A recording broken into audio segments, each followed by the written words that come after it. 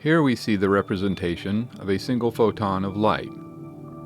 Scientists understand many of the properties of light, but light still holds some mysteries that perplex us. Thomas Young first demonstrated the wave nature of light in 1803 with his famed double-slit experiment, and ever since then, the world's top minds have debated what the results of this experiment actually mean. Although Young's double-slit experiment is repeated many times every day, we are always left with the same perplexing question that goes to the core of quantum mechanics and even our very understanding of matter. Is light a particle or a wave? Experiments have revealed that light has the properties of both a particle and a wave, but how can it be both a particle and a wave? Then we find this to be the case for all electromagnetic radiation and all matter.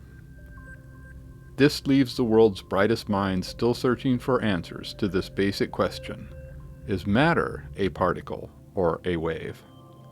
In this video series, you will be shown the solution to our dilemma.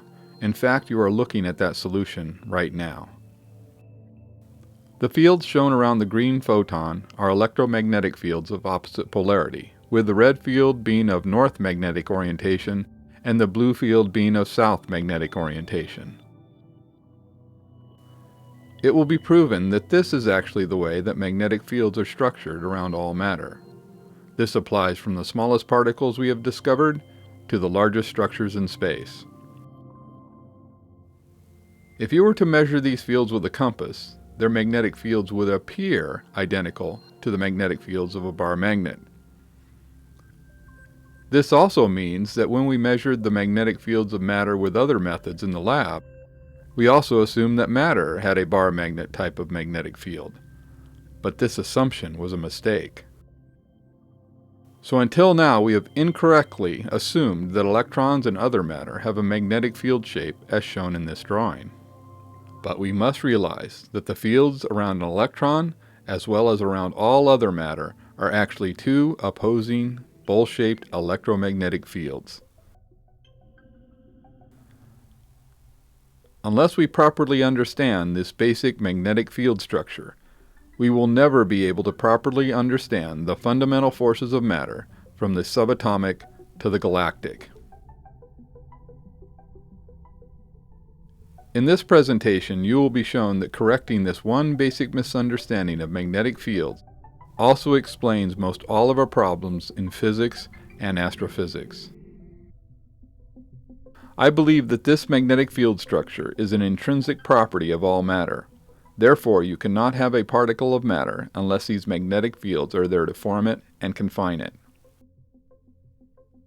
To further understand these magnetic fields and validate this new theory, hundreds of experiments were conducted utilizing a vacuum chamber and specially constructed bowl-shaped magnetic field emitters. When 70,000 volts of electricity is applied, the plasma formations that you are now seeing appear. A variety of purging gases were used in these experiments. This includes ordinary air, argon, hydrogen, and helium.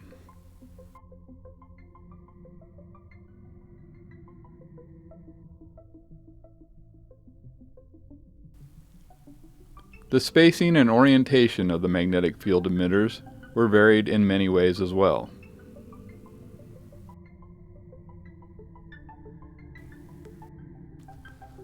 The The magnetic field emitters were suspended on non-conductive, high-strength microfilament line attached to magnetic supports on the inner surface of the vacuum chamber.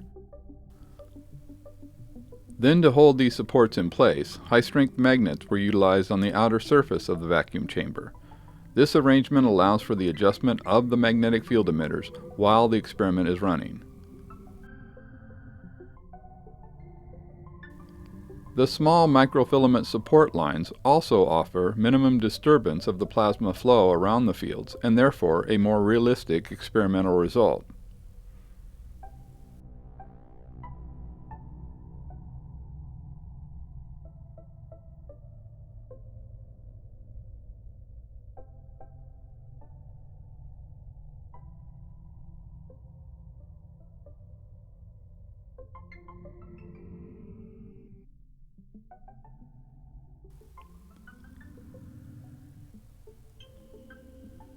A variety of bowl-shaped magnetic field emitters were utilized in these experiments in order to reveal how changing the geometry of the field emitters affects the matter around them.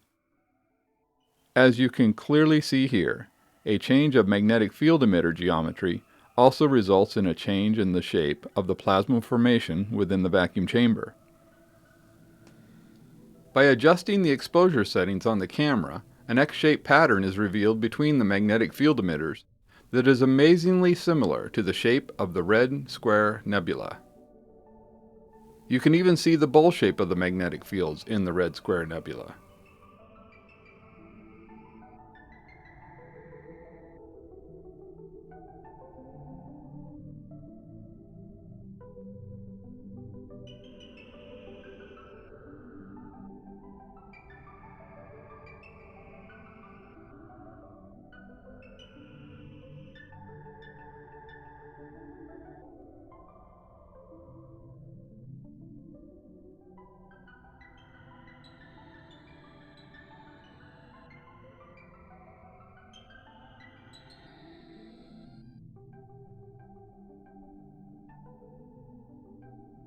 Notice how increasing the spacing between the magnetic field emitters transforms the shape of the nucleus until finally a disk of plasma forms around the nucleus.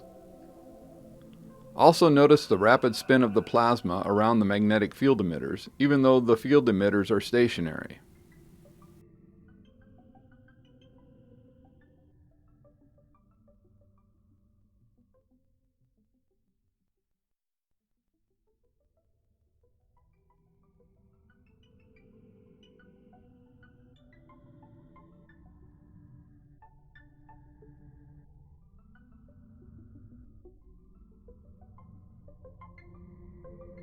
Here you can clearly see how even a single magnetic field emitter controls the shape of the plasma around it. Notice how it confines the plasma to the lower part of the vacuum chamber.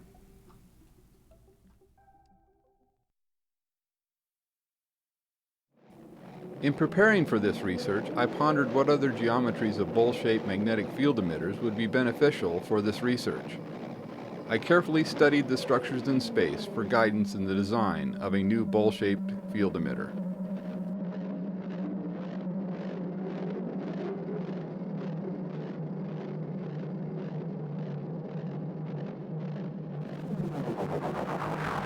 From the structures in space to the structures of matter revealed in the collisions at the Large Hadron Collider at CERN, all sources of data were considered.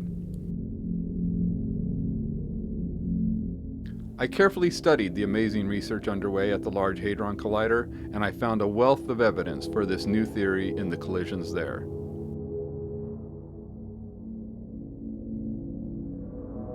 This evidence will be discussed at length in Primer Fields Part 4. In reviewing a video from CERN, I noticed something quite bizarre, and it wasn't in the data from the collisions. It was in the shape of CERN's most well-recognized building, the Globe of Science and Innovation in Geneva, Switzerland. Not only was it a bowl shape, but the design of the building also had a hole in the top of the dome, exactly as my theory would call for. So I made a magnetic scale model of the CERN dome, placed a set of them in my vacuum chamber, and fired it up. Not only did these CERN bowls form a spherical shape at the center of the reaction, but they also formed a disk of plasma around the nucleus, as well as ejection jets along the axis.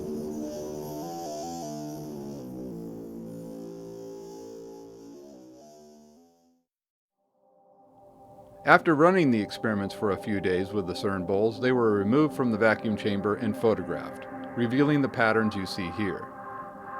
These amazing patterns will also be discussed further in part 4 of this series of videos.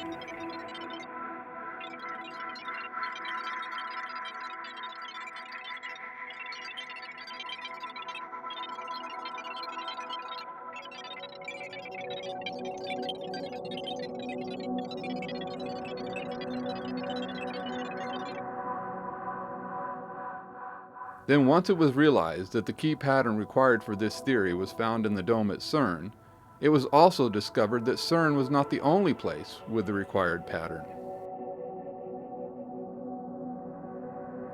The pattern has been there for centuries at the Pantheon in Rome, which has been referred to as the Vault of the Heavens.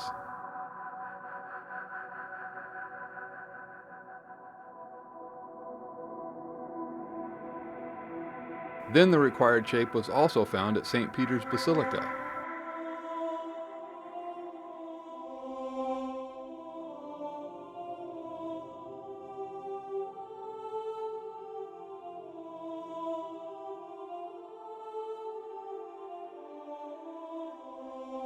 Then one of my favorites was found at St. Paul's Cathedral in Medina, Malta.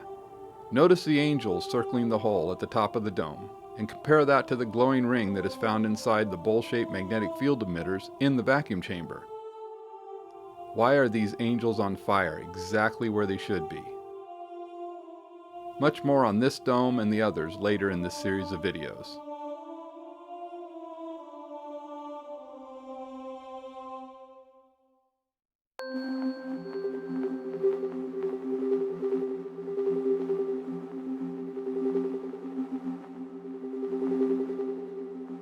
So it seems that people often want a sign from God that we are not alone. Sometimes God does give us a sign if we just pay attention. Sometimes He even puts that sign up over the Capitol of the United States of America.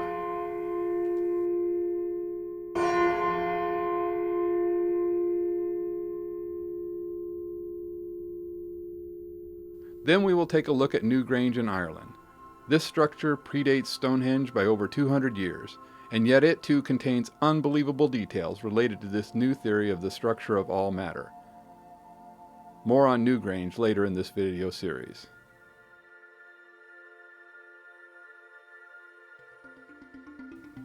Here we have the assortment of the magnetic field emitters that were utilized in my research and in this video series. These emitters all have the same basic properties, but they do vary in size, geometry, and magnetic field strength. The design and construction of these field emitters are covered by patents that have been filed in both the United States of America and internationally. No rights to the use of the technology covered by these patents is granted or implied, as clearly stated in the statement at the beginning of this video. Notice how these ordinary non-magnetized steel balls are held in place at the center or nucleus of these field emitters. Then we will take a look at the data from the Sun. You will be shown how the results from the vacuum chamber experiments match the data and features of the Sun. This includes super rotation about the equator and the patterns of the surface flows on the Sun. We will also see the amazing confirmation of this new theory in the data from probes such as the Ulysses mission, which mapped many of the characteristics of the Sun. You will even be given an entirely new theory as to the true cause of the solar cycle and an explanation of the so-called coronal heating problem. This will all be covered in detail in part 5 of this video series.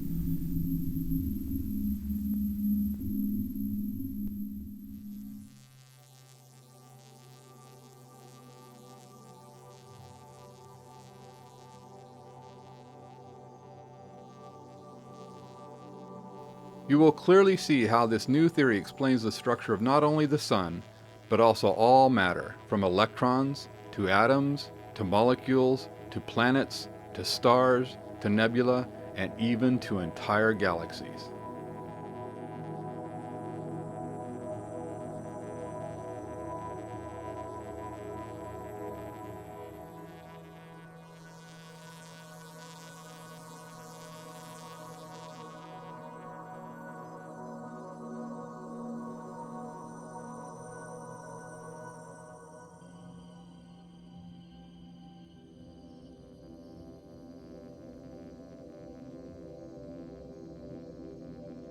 You will see amazing proof of these bowl-shaped magnetic fields at work on and around Saturn in part 2 of this video series.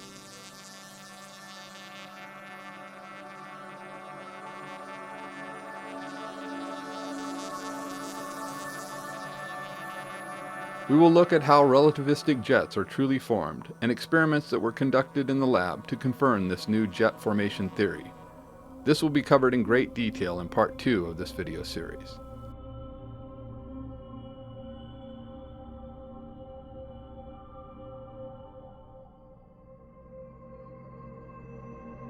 Part 6 of this video series includes over an hour of video and images of the high-voltage plasma experiments that were conducted in the vacuum chamber. After completing hundreds of these vacuum chamber experiments, I am positive that the answers to both the energy crisis and global warming are now within our reach. Utilizing this new knowledge of the true forces that hold all matter together, a radically new type of energy reactor is in the works. These energy reactors will be very small, safe, and relatively inexpensive.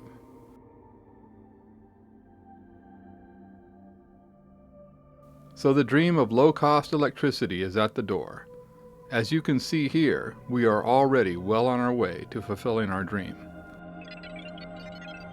Plus, there is an additional benefit to this technology: zero carbon emissions. We still have some work to do, but it really shouldn't take that long, now that we finally have the true understanding of the forces that bind all matter. Testing on this new reactor should begin by the summer of 2013. But there is other technology based on this new theory that has already been in the testing phase for over 6 years. Results so far have been amazing, and this product will be announced in the first quarter of 2013. But that's for later. For now, let's get back to how these fields work to confine matter. Here we see how the plasma spins and flows.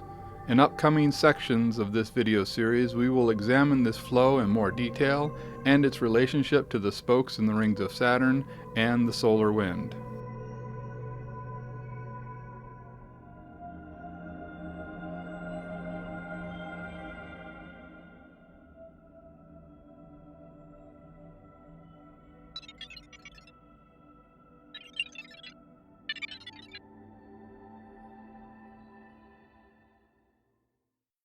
Then we will take a look at how these bowl-shaped magnetic field emitters cause both magnetized and non-magnetized balls to form the amazing arrays shown here. The only thing holding these balls in position are the magnetic fields emanating from these two bowls. Could this truly be the way that atomic and molecular structures are properly explained? I believe so. Let's take a look at the forces at work in the nucleus area of these bowl-shaped magnetic fields.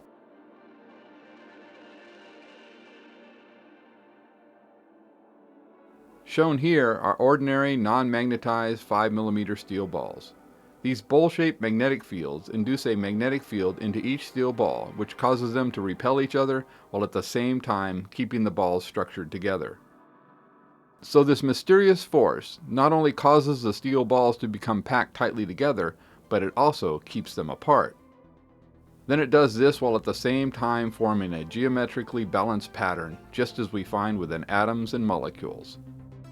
Notice the vibration in all of the steel balls as each new ball is added to the nucleus area. What we see at work here is what I believe would truly be defined as the strong force.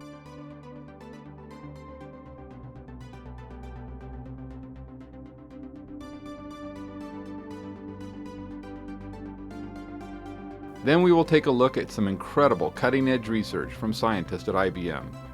This is an atomic force microscope image of the actual structure within a nanographene molecule.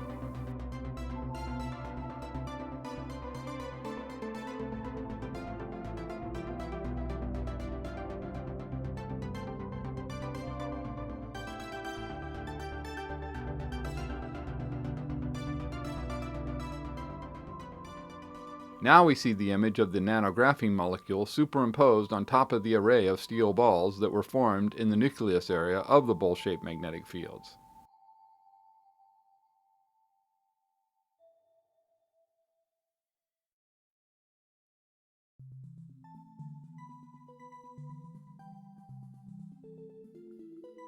The steel balls are supported by a sheet of clear acrylic which does not come in contact with the magnetic poles at all. Therefore, it is only the magnetic fields of the red and blue poles which are responsible for the shape of the patterns we observe here.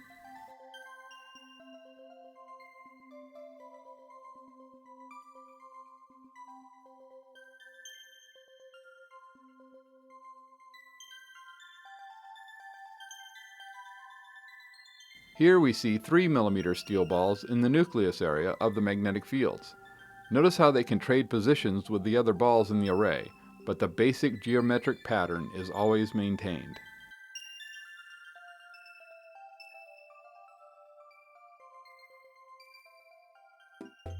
Now let's take a look at how these non-magnetized steel balls form orbital patterns around these bowl-shaped magnetic field emitters. Again, notice how even in the orbital area, these magnetic fields cause the steel balls to be packed tightly together, and yet at the same time they repel each other.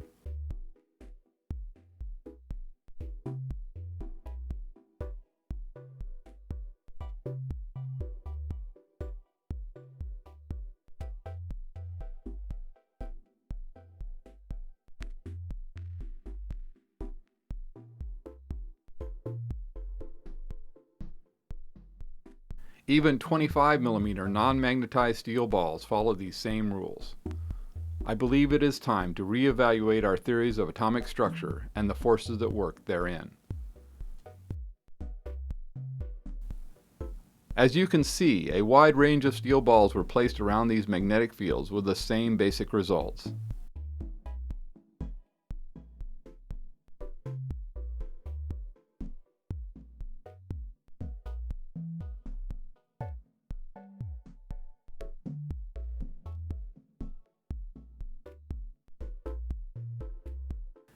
Here we see 5 mm non-magnetized steel balls forming a complex array of orbitals around the nucleus.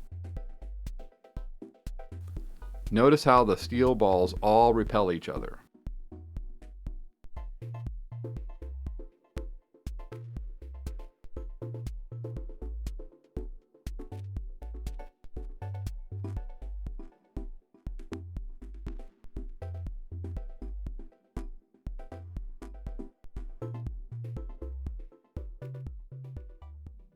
The red and blue balls are identical in construction and magnetic strength. The only difference is the magnetic polarity of the balls. The red balls are north magnetic polarity and the blue balls are south magnetic polarity.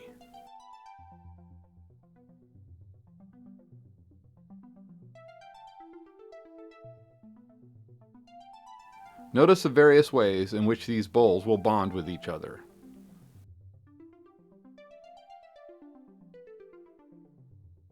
Here we see how the large and small balls interact with each other magnetically.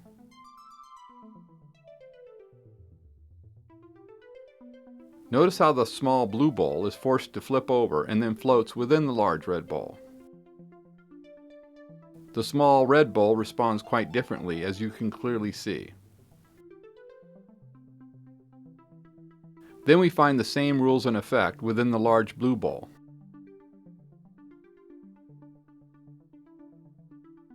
Now you see how the orbital distance of the small ball set is determined by the spacing between the large red and blue balls.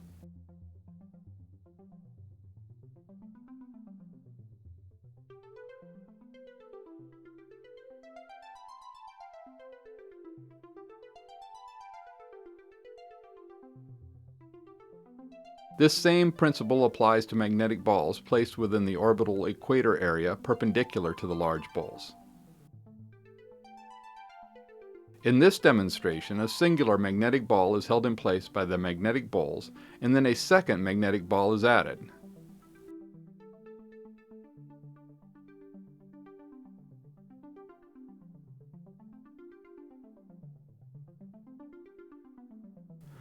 Then it was discovered that this orbital effect is there even when the polarity of the magnetic field emitters is reversed.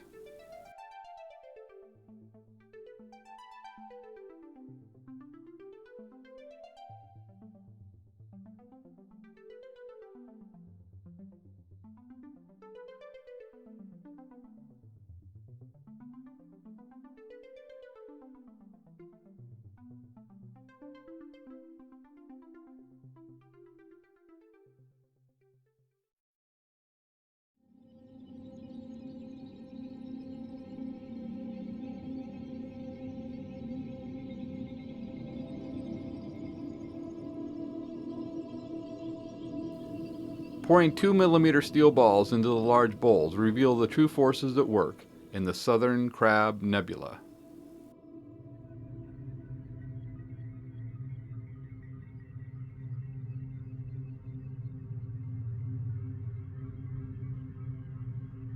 A wide variety of methods were used to study the magnetic fields emanating from these bowls. Here we see ferrofluid at work, showing the magnetic patterns formed within these bowl-shaped magnetic field emitters. Then for the very first time, it's now possible to actually repel non-magnetized steel balls with a static magnetic field. The magnetic field emitted from these bowls induces a magnetic field into the steel ball and then repels it along the axis of these magnetic field emitters. This knowledge is the key to understanding how these magnetic fields confine the nucleus of all matter, from electrons to galaxies.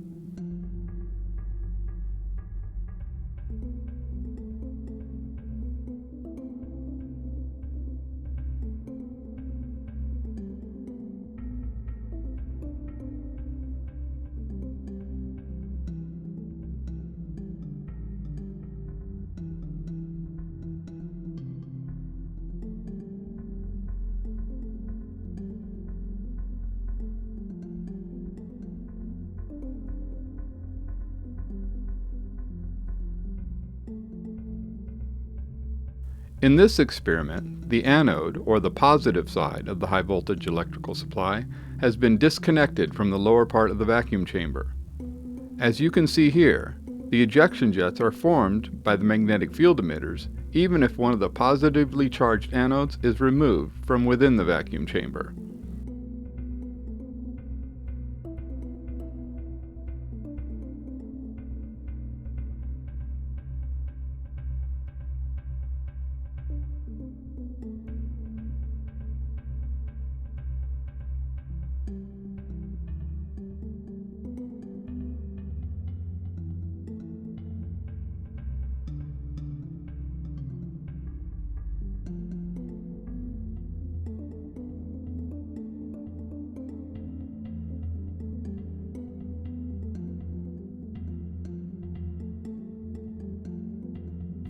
So you should be starting to understand that a critical mistake was made by scientists when it was assumed that the magnetic fields emanating from matter such as atoms was due to a simple bar-shaped magnetic field within the atom. This assumption led to many ill-formed ideas as to the true forces at work, from the subatomic level to the galactic level. Correct this one basic misunderstanding, and then many difficult problems in science become very clear and easy to understand.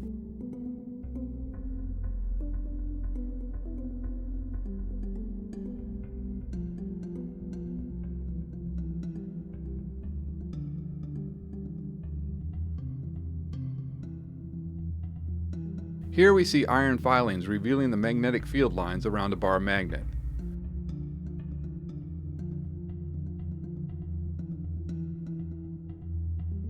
Now we see a compass being used to reveal the magnetic field around the bowl-shaped emitter set. Notice that the field emitted from both the bowls and the bar magnet are the same. No wonder mankind was unaware of these bowl-shaped magnetic fields. They were hiding right in front of us the whole time. In this image, the magnetic field lines around the typical structure of an atom, a star, or even a galaxy are shown in magenta.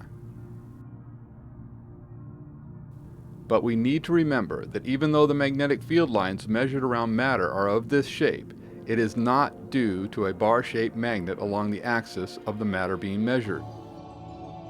There are in reality dual bowl-shaped magnetic fields around the nucleus that cause this measured shape of magnetic field lines.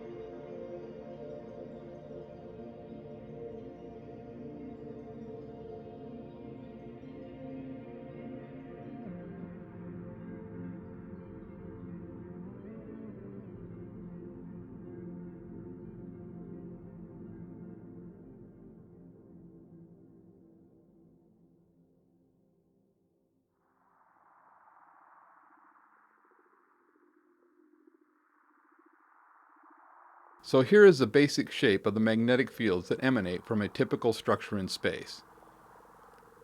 Now let's examine some structures in space and see if we can't find evidence for this shape at work in galactic formations.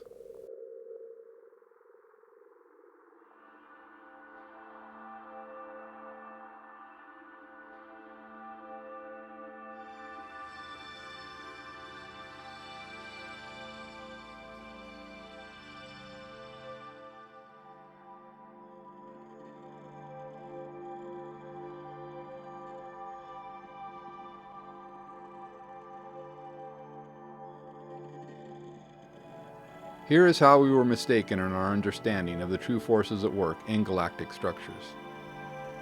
These large structures in space could not be explained by the currently accepted theory of gravity alone. So as we studied these structures, it was assumed that some extra source of gravity was required to explain how all this matter could be held in orbit around the central star in these galaxies. This is how the theory of black holes became accepted when trying to explain these structures. It was a totally reasonable line of thinking. But it was found that even using black holes with incredible gravity, we could still not explain how these large structures in space are held together and function. So the next mistake that we made was to assume that some other extra matter was there to explain these large structures in space. Along came our theory of dark matter. But even when we applied both the theory of black holes and dark matter to our puzzle, there still were some problems. It seems the universe itself was not only expanding, but that rate of expansion was increasing. To explain this, we came up with the theory of dark energy. So now we have invented three totally unproven theories to explain what we find in the visible and known matter in space: black holes, dark matter, and dark energy. But they are not required at all if you eliminate the basic misunderstanding of magnetic fields around the nucleus of all structures in space. Once you properly understand this revolutionary theory of how magnetic fields can cause not only plasma, but actual matter to form the structures we find in space, you will clearly see that black holes, dark matter, and dark energy do not exist at all. We made some fatal mistakes in our thinking.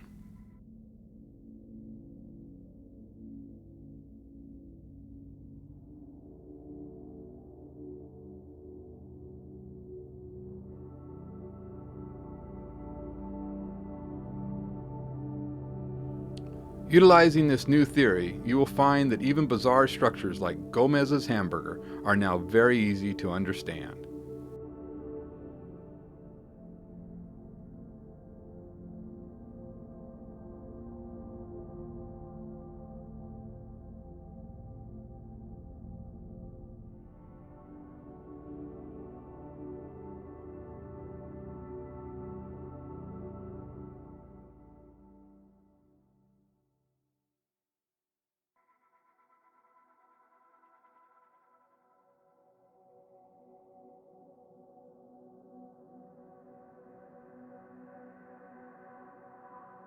As we explore this new theory, we will be examining images and data gathered by scientists, researchers, and astronauts. Their incredible efforts have made it possible for all of us to finally begin to truly understand the forces at work in our universe. It's one small step for man, one giant leap for mankind.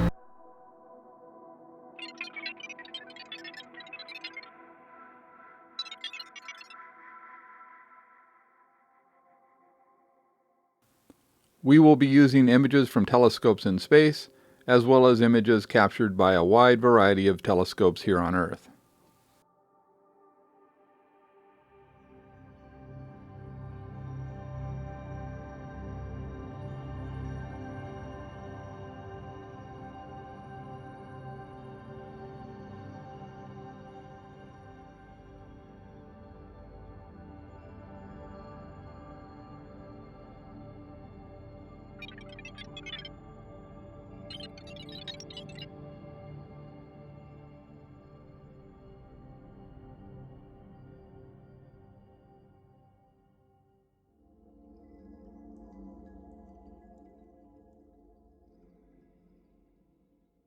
Although I totally believe in plasma formations, there are clearly times where there is much more than just electricity and plasma required to explain what we see in space. This is the case in radio galaxy Hercules A. There is clearly actual matter being ejected along the axis of this galaxy from the evidence we see here. I have undertaken hundreds of plasma experiments, and I am convinced that external electricity alone cannot explain the formation we find in Hercules A. So let's take a look at how matter can be ejected by these bowl-shaped magnetic fields. So now I'm going to show you magnetic ejection utilizing the CERN ball. So this one will shoot these magnets, ordinary magnets, about 25 to 30 feet across the room if I have a large room. I don't have that big a room we're working in right now. So I'm just going to show you what it'll do. So pulls it down here, and I'll just put it in through the bottom, through the hole in the bottom. A little tricky, it doesn't really want to go in there. It's kind of against it. But then you can get it to where it's a balance point, where it doesn't take any energy. But once you push it past that balance point,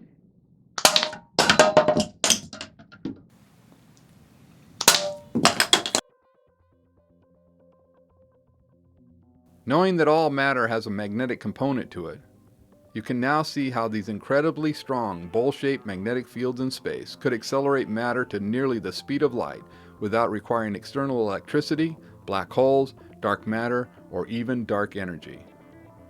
Now let's take a look at some more formations in space and the magnetic fields around them.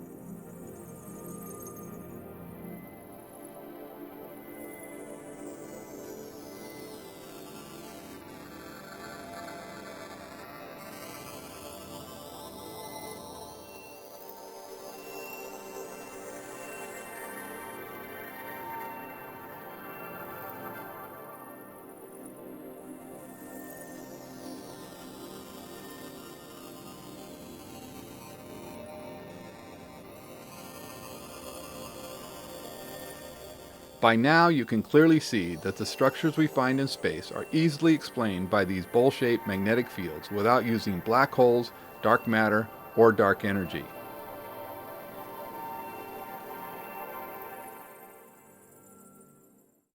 It is important to note that these bowl-shaped magnetic fields will not always be nice, simple, symmetrical structures. They can be warped, twisted, offset, or one field might even be larger than the other as shown here.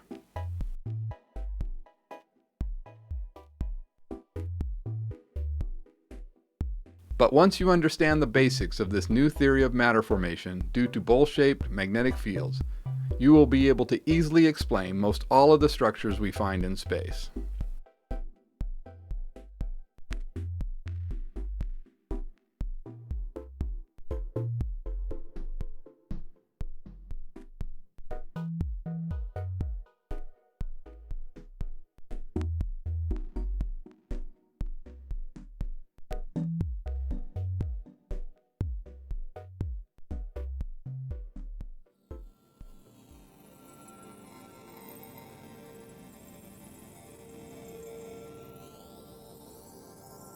So to review, we have seen how these simple bowl-shaped fields operate in the vacuum chamber and the way in which they shape plasma.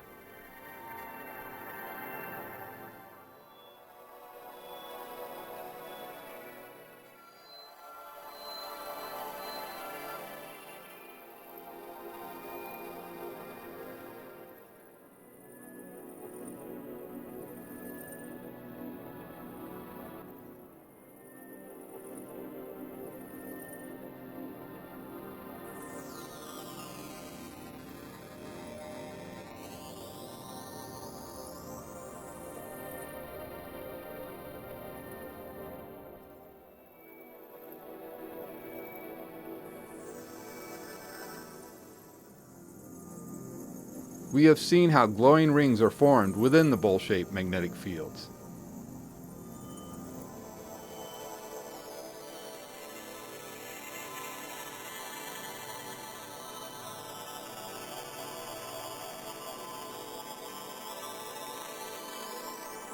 We have also witnessed how the ejection jets are formed from these magnetic fields.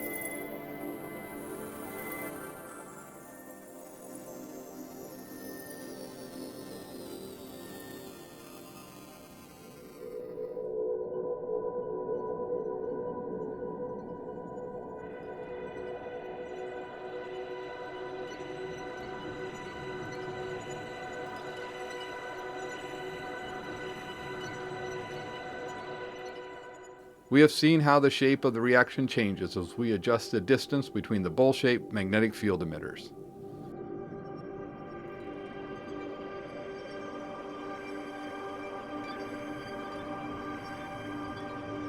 Then we have seen how a disk of plasma will form around the equator of the magnetic fields.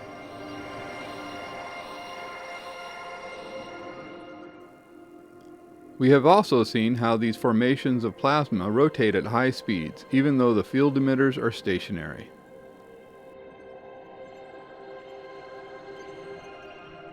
We have seen how these bowl-shaped magnetic fields will cause both magnetized and non-magnetized balls to form orbital rings around the nucleus of the fields.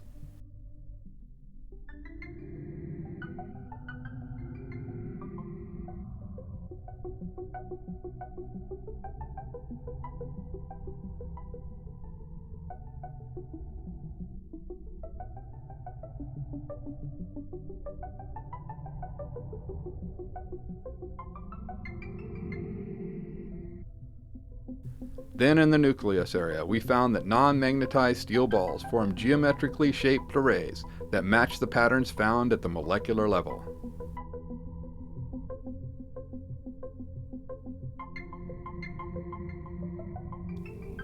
We saw how non-magnetized steel balls formed amazing arrays around these bowl-shaped magnetic fields.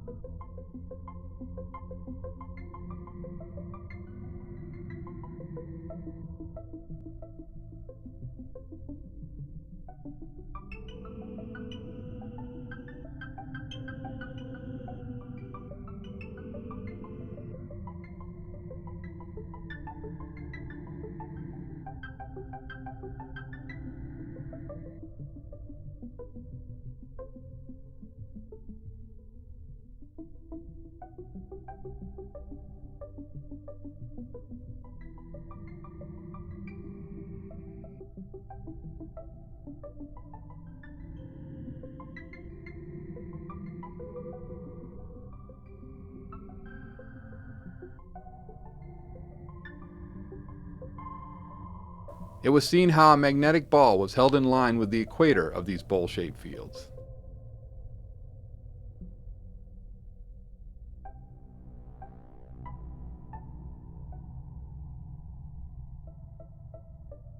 We witness how the orbital distance is controlled by the spacing between these magnetic field emitters.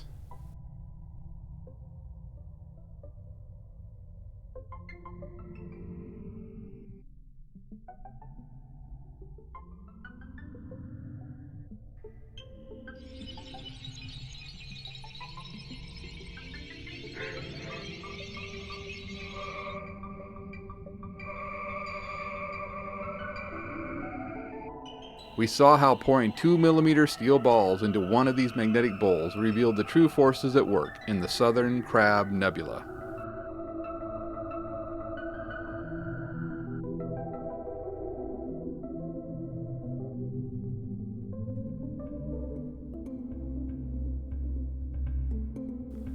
It was shown how these bowl-shaped magnetic fields will repel non-magnetized steel balls away from the bottom of the bowl in line with the axis.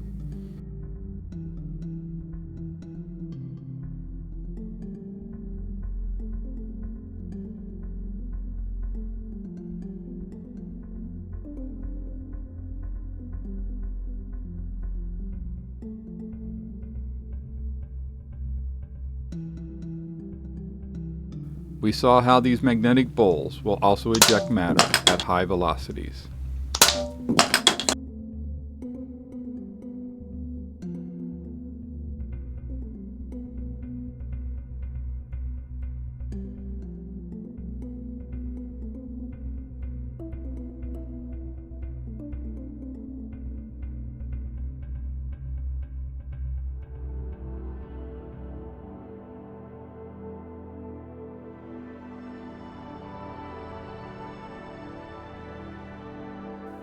Then finally, we saw how these bowl-shaped magnetic fields can explain most all of the structures we find in space without requiring black holes, dark matter, or dark energy.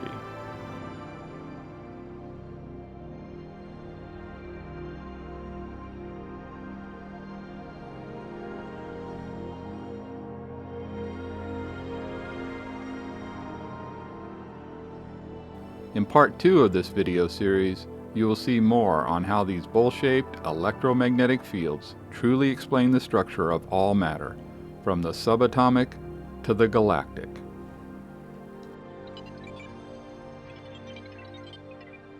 "30 seconds and counting."